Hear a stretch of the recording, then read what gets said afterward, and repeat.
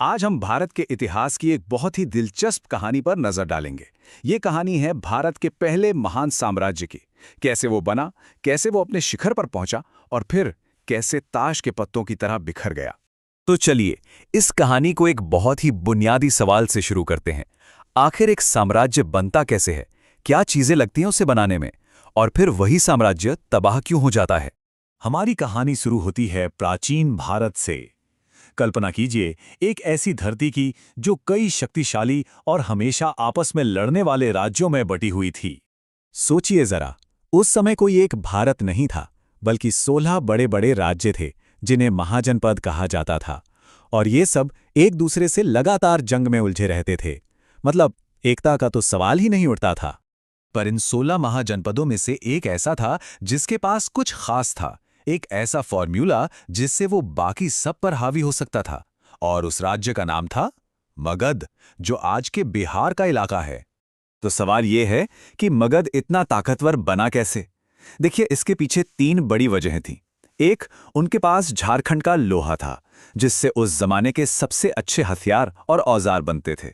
दूसरा, ओडिशा के जंगलों से उन्हें मिले जंगली हाथी, जो लड़ाई में किसी टैंक से कम नहीं थे। और तीसरा, गंगा और सोन जैसी नदियां, जिनकी वजह से जमीन उपजाऊ थी, व्यापार आसान था और टैक्स भी खूब आता था। और जाहिर है, ज्यादा पैसा मतलब ज्यादा बड़ी और ताकतवर सेना।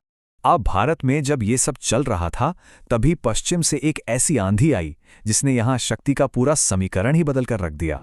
जी हाँ, हम बात कर रहे हैं मैसेडोनिया के सिकंदर की, यानी अलेक्जेंडर द ग्रेट की।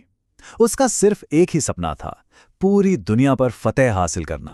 सिकंदर यूरोप से लेकर मध्य एशिया तक जीतता हुआ भारत तो पहुंच गया, लेकिन यहां आकर उसकी सेना ने ही हाथ खड़े कर दिए।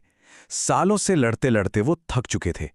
व्यास नदी के किनारे पहुंचकर उन्होंने साफ कह दिया, अब हम एक कदम भी आगे नहीं बढ़ेंगे, हमें घर वापस जाना है। और इस तरह सिकंदर को वापस लौटना पड़ा। लेकिन उसके इस अधूरे हमले ने भारत के उत्तर पश्चिम इलाके में एक अजीब सी उथल-पुथल मचा दी। एक तरह का पावर वैक्यूम बन गया, और ये किसी भी नई ताकत के उभरने के लिए एक सुनहरा मौका था। और कहते हैं ना, जहां खालीपन होता है उसे भरने कोई ना कोई जरूर आता है।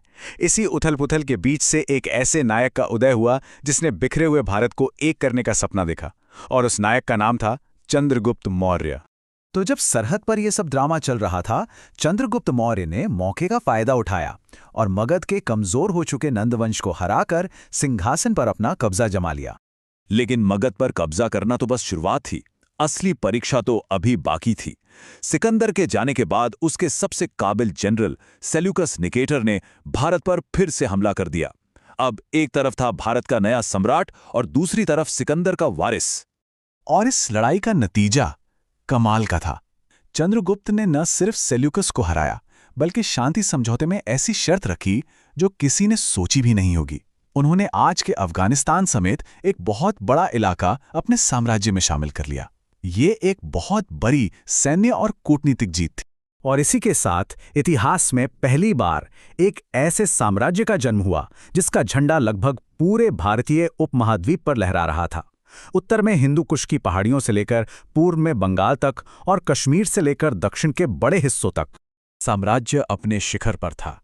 अब कहानी में एंट्री होती है चंद्रगुप्त के पोते सम्राट अशोक की, और यहीं से कहानी में एक ऐसा मोड़ आता है जो अनजाने में ही इस महान साम्राज्य के पतन की नींव रख देता है। तो देखिए, मौर्य वंश की नींव रखी चंद्रगुप्त ने, उनके बेटे बिंदुसार ने साम्राज्य को और मजबूत किया, और फिर आए सम्राट अशोक, जिनकी एक सोच ने सब कुछ बदल दिया। हुआ ये कि कलिंग की लड़ाई में हुए भयानक खून खराबे को देखकर सम्राट अशोक का दिल पूरी तरह बदल गया। उन्होंने हमेशा के लिए हिंसा का रास्ता छोड़ दिया, बौद्ध धर्म अपना लिया और अहिंसा को अपने राजकाज का मूल सिद्धांत बना लिया। ये सोच उस जमाने के हिसाब से बिल्कुल क्रांतिकारी थी।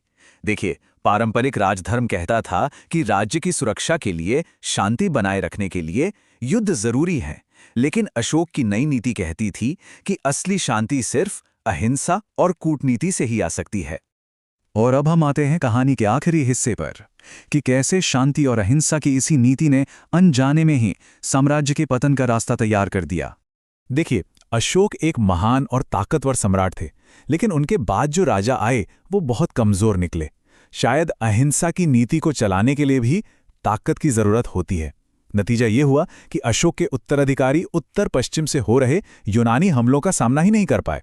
और फिर एक दिन वो हुआ जिसकी किसी ने कल्पना भी नहीं की थी।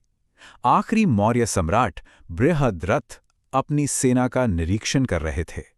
उनके सेनापति पुष्यमित्र शुंग ने उनसे बार बार विदेशी हमलावरों पर कार्रवाई करने को कहा, पर राजा तैयार नहीं हुए। और तब पुष्यमित्र शुंग ने पूरी सेना के सामने ही सम्राट की हत्या कर दी। और बस उसी एक पल में भारत का पहला महान साम्राज्य खत्म हो गया। भारत एक बार फिर से छोटे छोटे बिखरे हुए राज्यों में बंट गया। जैसा कि यहाँ देखा जा सकता है, जहाँ कभी एक विशाल मौर्य साम्राज्य था, अब वहाँ इंडो ग्रीक, शक, कुषाण, शुंग, सातवाहन जैसे कई नए राज्य उभर आए थे। कहानी घूम फिरकर वहीं आ गई थी जहाँ से शुरू हुई थी। और ये पूरी कहानी हमें एक बहुत गहरे सवाल पर लाकर छोड़ देती है।